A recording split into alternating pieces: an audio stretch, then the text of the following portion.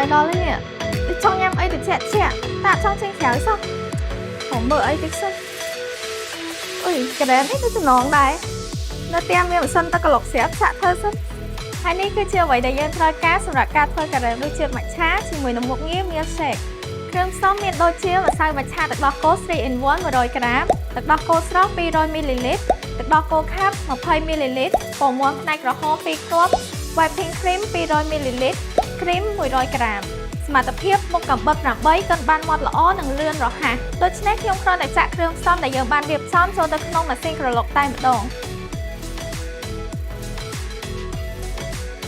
ចុចនៅលើមុខងារមាន shake ម៉ាស៊ីននឹងដំណើរការកិនគ្រឿងផ្សំដើម្បីធ្វើការ៉េមដាក់នៅក្នុងទូទឹកកករយៈពេល120នាទីមុខងារ clean ជាមុខងារលាងសម្អាតម៉ាស៊ីនបន្ទាប់ពីប្រើប្រាស់រួច